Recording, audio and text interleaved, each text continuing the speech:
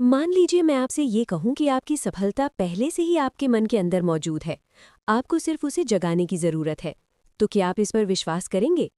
असल बात यह है कि गरीबी या अमीरी सबसे पहले दिमाग में ही बनती है और बाद में हकीकत में दिखती है। इसी छिपी हुई ताकत को नेपोलियन हिल ने अपनी मशहूर फिलॉसफी में खोल कर रखा था। चैप्टर 1, ऑटो सजेशन, यानी दिमाग को प्रोग्राम करना। ऑटो सजेशन एक ऐसी अनदेखी शक्ति है जिसे अगर आप गहराई से समझ लें तो अपनी पूरी जिंदगी की दिशा बदल सकते हैं। क्योंकि सच तो ये है कि इंसान का दिमाग किसी कंप्यूटर से कम नहीं होता। जो इनपुट आप उसे देते हैं वही आउटपुट आपको मिलता है। और यही बुनियादी सिद्धांत नेपोलियन हिल ने अपनी फिलॉसफी में समझाया था कि आपका सबकॉन्शियस माइंड किसी भी बात को सही या गलत नहीं तौलता। वो तो सिर्फ वही स्वीकार कर लेता है जो आप बार बार उसे दोहराते हैं। इसलिए अगर आप पूरे दिन खुद से कहते रहते हैं कि मैं बदकिस्मत हूँ, मेरे पास मौके नहीं हैं, मैं ये नहीं कर सकता, तो धीरे धीरे ये बातें सिर्फ विचार नहीं रह जाती बल्कि आपकी पहचान बन जाती हैं। आपका व्यवहार उसी के हिसाब से बदलने लगता है और आप अनजाने में ऐसे फैसले लेने लगते हैं जो आपकी नाकामी को और मजबूत करते हैं। क्योंकि आपका दिमाग हमेशा उन्हीं चीज़ों पर ध्यान देता है जो आपके विश्वास से मेल खाती हैं। जैसे अगर आपने तय कर लिया कि दुनिया अनुचित है, तो आपका मन हर हालात में सिर्फ अन्याय ही ढूंढेगा, हर छोटी नकारात्मक घटना को बढ़ा चढ़ाकर दिखाएगा और सकारात्मक बातों को नज़रअंदाज कर देगा। यही वजह है कि दो लोग एक ही परिस्थिति में रहते हुए भी पूरी तरह अलग नतीजे महसूस करते हैं। एक को हर जगह समस्या नजर आती है और दूसरे को हर समस्या में मौका। और ये फर्क ना तो प्रतिभा का है, न किस्मत का, बल्कि प्रोग्रामिंग का, यानी ऑटो सजेशन का। अब सवाल ये उठता है कि ये प्रक्रिया असल में काम कैसे करती है। इसे समझने के लिए आपको चेतन और अचेतन मन का अंतर समझना होगा। चेतन मन वो है जिससे आप अभी सोच रहे हैं, एनालिसिस कर रहे हैं, फैसले ले रहे हैं। लेकिन अचेतन मन वो है जो चुपचाप बैकग्राउंड में आपकी आदतों, भावनाओं, प्रतिक्रियाओं और विश्वासों को नियंत्रित करता है। और सबसे रोचक बात यह है कि अचेतन मन दोहराए गए विचारों को बिना सवाल किए स्वीकार कर लेता है। यानी जो बात आप बार बार सोचते या बोलते हैं वही आखिरकार आपकी हकीकत बन जाती है। इसलिए ऑटो सजेशन मूल रूप से एक जानबूझकर की जाने वाली प्रक्रिया है जिसमें आप चेतन रूप से अपने मन को वे विचार देते हैं जो आप अपनी जिंदगी में देखना चाहते हैं। जैसे अगर आप आर्थिक रूप से आज़ाद बनना चाहते हैं तो सिर्फ मेहनत करना काफ़ी नहीं, आपको अपने मन को भी ये विश्वास दिलाना होगा कि आप उस स्तर के इंसान हैं जो धन बना सकते हैं। क्योंकि जब तक आपका आंतरिक विश्वास नहीं बदलता तब तक बाहरी नतीजे भी सीमित ही रहेंगे। इसे और आसान तरीके से समझें तो कल्पना कीजिए कि आपका मन एक खेत है और आपके विचार बीज हैं। अब अगर आप नकारात्मक बीज बोएंगे, डर, शंका, असुरक्षा, तो जो फसल उगेगी वो भी वैसी ही होगी। लेकिन अगर आप सकारात्मक और सशक्त बीज बोएंगे, आत्मविश्वास, विकास, सफलता, तो धीरे धीरे आपकी पूरी सोच बदलने लगेगी। और यही ऑटो सजेशन की असली ताकत है। अब यहाँ एक बहुत बड़ा भ्रम भी साफ करना जरूरी है। कई लोग सोचते हैं कि सिर्फ सकारात्मक बातें बोलने से सब कुछ जादुई तरीके से बदल जाएगा। लेकिन ऑटो सजेशन कोई जादू नहीं है। ये एक प्रक्रिया है जिसमें भावना, दोहराव और विश्वास तीनों का मेल जरूरी होता है। अगर आप सिर्फ यंत्रवत एफर्मेशंस बोल रहे हैं बिना महसूस किए तो उसका असर बहुत कम होगा। लेकिन जब आप अपने शब्दों को महसूस करते हैं, कल्पना करते हैं, विजुअलाइज करते हैं कि आप पहले से ही उस लक्ष्य को हासिल कर चुके हैं, तब अचेतन मन उस सिग्नल को मजबूत तरीके से ग्रहण करता है। जैसे अगर आप रोज सुबह और रात को ये बोलते हैं, मैं आर्थिक रूप से स्वतंत्र हो रहा हूँ, मैं बढ़ रहा हूँ, और साथ में कल्पना करते हैं कि जब आप आर्थिक रूप से आज़ाद होंगे तो आपकी ज़िंदगी कैसी दिखेगी, आप किस तरह के फैसले लेंगे, किस तरह का जीवन शैली होगी, तब आपका मन उस हकीकत को संभव मानने लगता है और फिर वही विश्वास आपके कार्यों को निर्देशित करता है। एक और महत्वपूर्ण बात यह है कि ऑटो सजेशन सिर्फ शब्दों तक सीमित नहीं है। इसमें आपका माहौल, आपके आसपास के लोग और आपका रोजाना का कंटेंट खपत भी शामिल होता है। अगर आप दिन भर नकारात्मक समाचार देखते हैं, ऐसे लोगों के साथ रहते हैं जो हमेशा शिकायत करते हैं, या ऐसे कंटेंट देखते हैं जो डर और शंका बढ़ाता है, तो चाहे आप कितनी भी एफर्मेशंस बोल लें, आपका अचेतन मन विरोधी सिग्नल्स ग्रहण करेगा। इसलिए अगर आप सच में अपने मन को दोबारा प्रोग्राम करना चाहते हैं तो आपको अपने माहौल को भी जानबूझकर डिज़ाइन करना होगा। ऐसे लोगों के साथ समय बिताएं जो विकास की ओर बढ़ते हों, ऐसी किताबें पढ़ें जो आपको प्रेरित करें, और ऐसी आदतें विकसित करें जो आपकी नई पहचान को सहारा दें। अब व्यावहारिक स्तर पर अगर बात करें तो ऑटो सजेशन को असरदार बनाने के लिए कुछ सरल लेकिन शक्तिशाली कदम हैं। पहला, स्पष्टता। आपको पूरी तरह साफ होना चाहिए कि आप क्या चाहते हैं, क्योंकि अस्पष्ट लक्ष्य अस्पष्ट नतीजे देते हैं। दूसरा, दोहराव।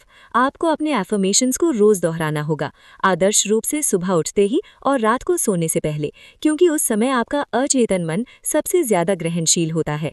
तीसरा, भावना। सिर्फ शब्द नहीं, महसूस जरूरी है। आपको सच्चाई से महसूस करना होगा कि आप उस लक्ष्य के करीब पहुंच रहे हैं। चौथा, विजुअलाइजेशन। अपने मन में साफ साफ कल्पना करें कि आपकी इच्छित जिंदगी कैसी दिखती है। और पांचवा, निरंतरता। क्योंकि ऑटो सजेशन रातों रात नतीजे नहीं देता, ये धीरे धीरे आपकी पहचान को नया आकार देता है। एक वास्तविक जीवन के नजरिए से देखें तो कई सफल लोग अनजाने में ऑटो सजेशन का इस्तेमाल करते हैं। जैसे एथलीट खुद को जीतते हुए कल्पना करते हैं, उद्यमी खुद को सफल व्यवसाय बनाते हुए सोचते हैं, और यही मानसिक अभ्यास उनका आत्मविश्वास और प्रदर्शन बढ़ाता है। तो जब इतनी बड़े स्तर पर लोग इस सिद्धांत का इस्तेमाल कर रहे हैं, तो ये साफ दिखाता है कि ये सिर्फ सिद्धांत नहीं बल्कि व्यावहारिक हकीकत है। अब अगर आप अपनी जिंदगी में इसे लागू करना चाहते हैं तो आज से ही शुरू करें। अपने नकारात्मक सेल्फ टॉक को देखें। जब भी आप खुद से कोई सीमित करने वाली बात कहते हुए पकड़े जाएं, तुरंत उसे बदल दें। जैसे मैं नहीं कर सकता को मैं सीख रहा हूं में बदलें, मेरे पास संसाधन नहीं है को मैं संसाधन बना सकता हूं में बदलें। क्योंकि आखिरकार आपकी भाषा ही आपकी हकीकत बनाती है। और सबसे ज़रूरी बात, खुद पर धैर्य रखें, क्योंकि सालों की नकारात्मक प्रोग्रामिंग एक दिन में नहीं बदलती। लेकिन अगर आप लगातार ऑटो सजेशन का इस्तेमाल करते रहेंगे तो धीरे धीरे आपका मन बदलेगा, आपकी सोच फैलेगी और आप वे मौके देखना शुरू करेंगे जो पहले अदृश्य थे। अंत में बस इतना समझ लीजिए कि ऑटो सजेशन कोई बाहरी उपकरण नहीं है, ये आपके अंदर ही मौजूद एक शक्ति है, जिसे अगर आप सही तरीके से इस्तेमाल करना सीख लें तो आप अपनी जिंदगी को जानबूझकर डिजाइन कर सकते हैं। क्योंकि आखिरकार वही इंसान जीतता है जो पहले अपने मन को जीतता है, और जब आपका मन आपके नियंत्रण में आ जाता है तो आपकी किस्मत भी आपके नियंत्रण में आ जाती है। चैप्टर 2, स्पेशलाइज्ड नॉलेज, सही ज्ञान की ताकत। स्पेशलाइज्ड नॉलेज वो अदृश्य संपत्ति है जो किसी भी इंसान को भीड़ से अलग खड़ा कर देती है। और अगर आप गहराई से समझें तो पाएंगे कि दुनिया में सफलता कभी भी संयोग नहीं होती, बल्कि ये एक नियोजित और केंद्रित सीखने की प्रक्रिया का नतीजा होती है। यही कारण है कि नेपोलियन हिल ने बार बार इस पर जोर दिया कि सिर्फ जानकारी इकट्ठा करना आपको सफल नहीं बनाता, क्योंकि आज के समय में जानकारी हर जगह उपलब्ध है, इंटरनेट, किताबें, वीडियो, पॉडकास्ट। लेकिन फिर भी हर कोई सफल नहीं है, क्योंकि जानकारी और ज्ञान में बहुत बड़ा अंतर होता है। जानकारी कच्चा डेटा है, बिखरे तथ्य हैं, लेकिन ज्ञान तब बनता है जब आप उस जानकारी को समझते हैं, लागू करते हैं और उसे एक खास दिशा में इस्तेमाल करते हैं। और जब यही ज्ञान किसी खास क्षेत्र में गहरा और केंद्रित हो जाता है, तब उसे स्पेशलाइज्ड नॉलेज कहा जाता है। इसी समझने के लिए एक सरल उदाहरण लें। एक आम व्यक्ति भी स्वास्थ्य के बारे में काफ़ी कुछ जानता है, जैसे स्वस्थ आहार क्या होता है, व्यायाम ज़रूरी है, नींद महत्वपूर्ण है। लेकिन एक डॉक्टर के पास स्पेशलाइज्ड नॉलेज होती है। वो सिर्फ सतही स्तर पर नहीं, बल्कि मानव शरीर के आंतरिक सिस्टम, बीमारियों, निदान और उपचार को गहराई से समझता है, और यही गहराई उसे मूल्यवान बनाती है। यही वजह है कि लोग उससे सलाह लेने के लिए पैसे देते हैं, सम्मान देते हैं, क्योंकि उसका ज्ञान दुर्लभ और लक्षित होता है। इसी तरह हर क्षेत्र में ये सिद्धांत लागू होता है, चाहे आप व्यवसाय में हो, प्रौद्योगिकी में, कंटेंट क्रिएशन में या किसी भी पेशे में। अगर आपका ज्ञान सतही है तो आपकी कीमत भी सीमित रहेगी, लेकिन अगर आप ज्ञान गहरा और स्पेशलाइज्ड है तो आप अपने आप मांग में आ जाते हैं। अब यहाँ एक और महत्वपूर्ण बात समझनी ज़रूरी है कि स्पेशलाइज्ड नॉलेज का मतलब सिर्फ डिग्री या औपचारिक शिक्षा नहीं है, क्योंकि बहुत से लोग उच्च डिग्री लेकर भी औसत जीवन जीते हैं, जबकि कई लोग बिना औपचारिक शिक्षा के असाधारण सफलता हासिल करते हैं। फर्क सिर्फ इतना होता है कि उन्होंने अपने क्षेत्र में व्यावहारिक और प्रासंगिक ज्ञान हासिल किया होता है। उन्होंने वही सीखा होता है जो असल में नतीजे पैदा करता है। इसलिए अगर आप सच में बढ़ना चाहते हैं तो आपको ये स्पष्टता होनी चाहिए कि आपका क्षेत्र क्या है, आपका लक्ष्य क्या है और आपको किस तरह के ज्ञान की ज़रूरत है। क्योंकि बिना दिशा के सीखना वैसा ही है जैसे बिना मंजिल के यात्रा करना। आप चलते तो रहेंगे लेकिन कहीं पहुंच नहीं पाएंगे। अब सवाल ये उठता है कि स्पेशलाइज्ड नॉलेज को विकसित कैसे किया जाए। तो सबसे पहला कदम है फोकस। आपको तय करना होगा कि आप किस क्षेत्र में विशेषज्ञ बनना चाहते हैं, क्योंकि जब तक आप हर चीज़ थोड़ा थोड़ा सीखते रहेंगे तब तक आप किसी भी चीज़ में मास्टर नहीं बन पाएंगे। दूसरा कदम है गहरी सीख, यानी सिर्फ सतही समझ पर नहीं रुकना, बल्कि अवधारणाओं को अंदर तक समझना, उनके पीछे के सिद्धांतों को जानना और उन्हें वास्तविक जीवन की स्थितियों में लागू करना। तीसरा कदम है निरंतर सीखना, क्योंकि दुनिया तेजी से बदल रही है। जो ज्ञान आज प्रासंगिक है वो कल पुराना हो सकता है।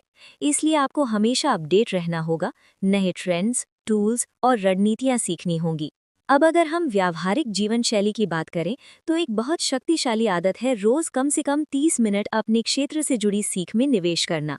ये 30 मिनट आपके भविष्य को पूरी तरह बदल सकते हैं, क्योंकि निरंतरता कंपाउंड प्रभाव पैदा करती है। अगर आप रोज थोड़ा थोड़ा सीखते हैं तो कुछ महीनों में ही आपकी समझ इतनी मजबूत हो जाएगी कि आप दूसरों से आगे निकलने लगेंगे। इस सीख को असरदार बनाने के लिए आप कई स्रोतों का इस्तेमाल कर सकते हैं। किताबें, ऑनलाइन कोर्स, मेंटोर्स, वास्तविक दुनिया का अनुभव, क्योंकि हर स्रोत आपको अलग दृष्टिकोण देता है। जैसे किताबें आपको गहरी सैद्धांतिक समझ देती हैं, कोर्स आपको संरचित सीख देते हैं, मेंटोर्स आपको व्यावहारिक मार्गदर्शन देते हैं और वास्तविक दुनिया का अनुभव आपको असली नतीजे और फीडबैक देता है। एक और शक्तिशाली अवधारणा है सीखना करके, यानी सिर्फ पढ़ना या सुनना काफ़ी नहीं, आपको जो सीख रहे हैं उसे लागू भी करना ज़रूरी है। क्योंकि जब आप कार्रवाई करते हैं तभी पता चलता है कि कौन सी चीज़ काम कर रही है और कौन सी नहीं, और यही फीडबैक आपकी सीख को परिष्कृत करता है। इसे ही असली ज्ञान कहा जाता है। अब यहाँ एक मनोवैज्ञानिक पहलू भी है जिसे समझना ज़रूरी है। जब आप किसी क्षेत्र में गहराई में जाते हैं तो शुरुआत में आपको भ्रम और बोझ महसूस हो सकता है, क्योंकि जितना ज़्यादा आप सीखते हैं उतना ज़्यादा आपको एहसास होता है कि अभी कितना कुछ बाकी है। लेकिन यही चरण सबसे महत्वपूर्ण होता है, क्योंकि यही आपको औसत से विशेषज्ञ की यात्रा पर ले जाता है। इसलिए इस चरण से डरना नहीं है, बल्कि इसे अपनाना है। एक और आम गलती जो लोग करते हैं वो है बिना उद्देश्य के सीखना, यानी वे सिर्फ इसलिए सीखते रहते हैं क्योंकि उन्हें लगता है कि ज्ञान अच्छा है, लेकिन उनके पास स्पष्ट लक्ष्य नहीं होता कि वे उस ज्ञान का क्या करेंगे। इसलिए उनकी सीख बिखरी और बेअसर हो जाती है। जबकि सफल लोग हमेशा उद्देश्य से प्रेरित सीखते हैं। वे वही सीखते हैं जो उनके लक्ष्यों को सहारा देता है और उसी ज्ञान को बार बार परिष्कृत करते हैं। अब अगर हम इसे वास्तविक जीवन से जोड़ें तो आप देखेंगे कि हर सफल व्यक्ति के पास एक या एक से ज्यादा क्षेत्रों में स्पेशलाइज्ड नॉलेज होती है, चाहे वो निवेश हो, मार्केटिंग हो, प्रौद्योगिकी हो या संचार। उन्होंने अपने चुने क्षेत्र में इतनी गहराई हासिल की होती है कि वे दूसरों के लिए समस्या हल कर सकते हैं, और यही समस्या हल करने की क्षमता ही आय और सफलता का स्रोत बनती है।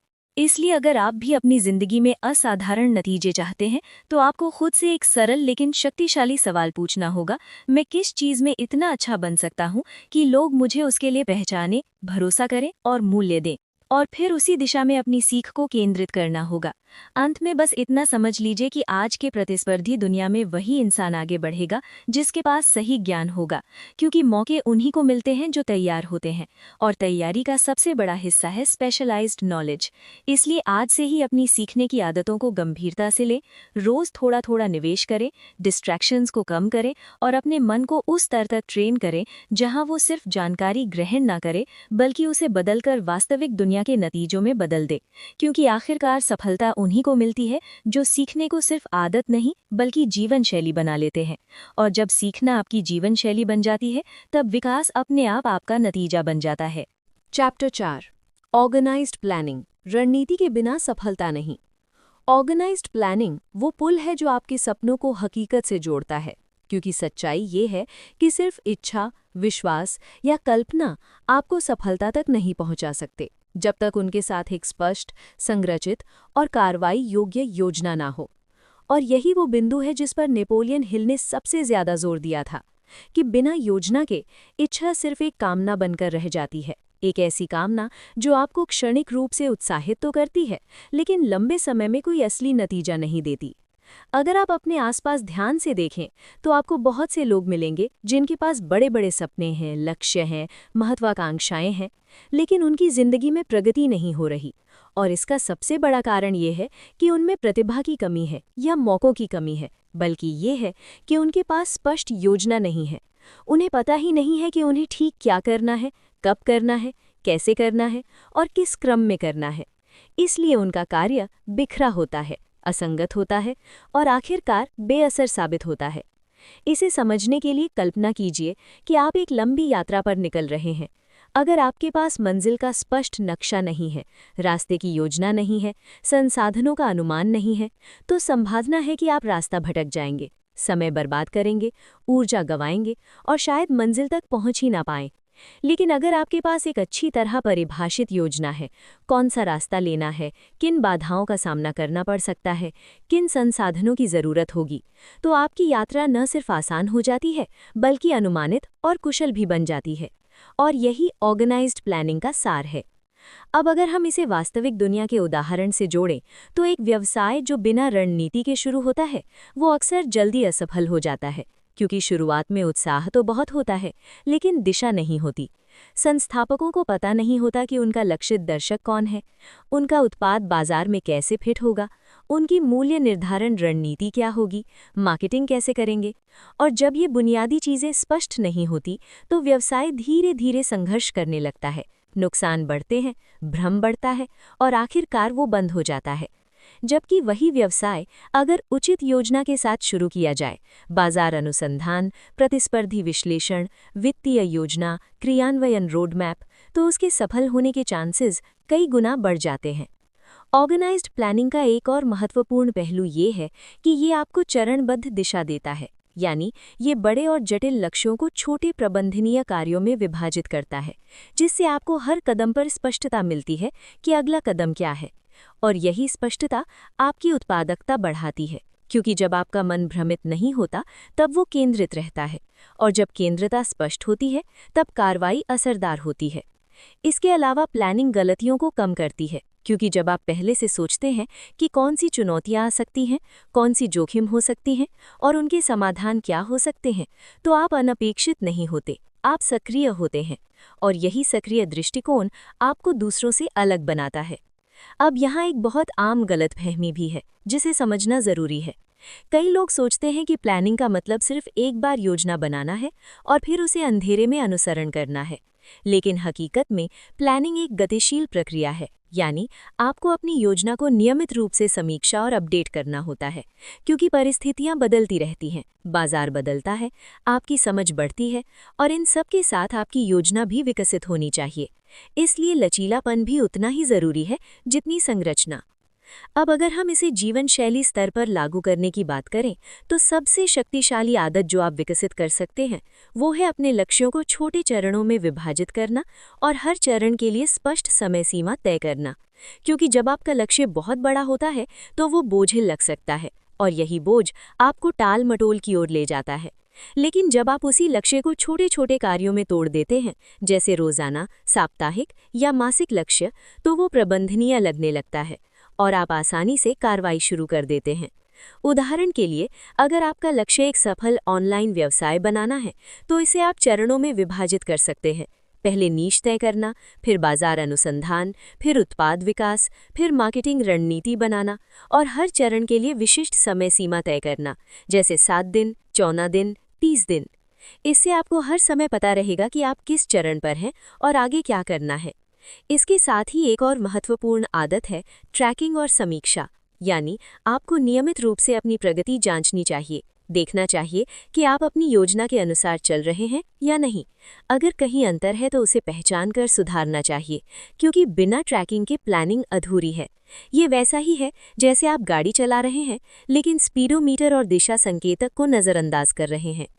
एक और शक्तिशाली अवधारणा है जवाबदेही।